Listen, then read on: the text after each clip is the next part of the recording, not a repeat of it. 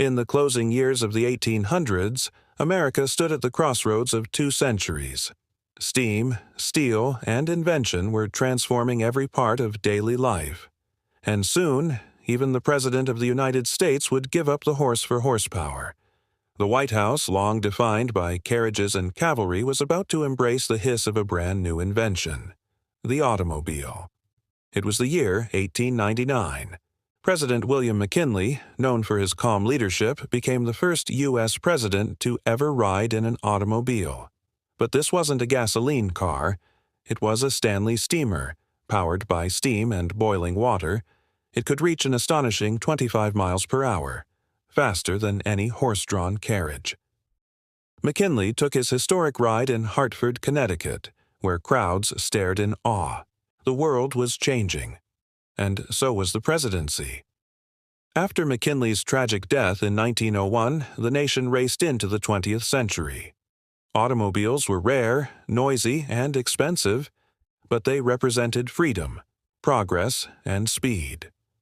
And the man who inherited the Oval Office, Theodore Roosevelt, was ready to push forward. Theodore Roosevelt, the Rough Rider, loved horses, but he wasn't afraid of progress. By the early 1900s, he was the first president to use cars around the White House. Among them was the Columbia Electric Victoria Phaeton, a quiet electric car perfect for city travel. Yes, electric cars existed over a century ago.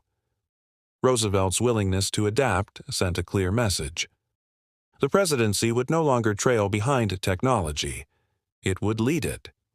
Then came William Howard Taft, who didn't just test the automobile, he transformed the White House with it.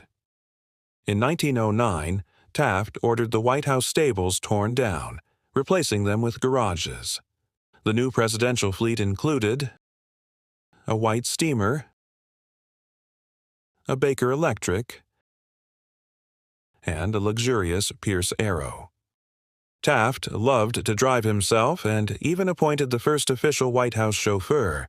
It was the final goodbye to horses and the dawn of presidential motorcades for McKinley, Roosevelt, and Taft. The car wasn't just a machine. It was a metaphor for progress. McKinley's curiosity showed America's first steps into innovation. Roosevelt's acceptance balanced the old world with the new, and Taft's modernization cemented the presidency as a symbol of forward motion. Every turn of the wheel represented America's journey toward the modern age. Today, the presidential motorcade is a fortress on wheels, bulletproof, satellite-connected, and world-famous. But it all began with a steam-powered car and one president's curiosity in 1899.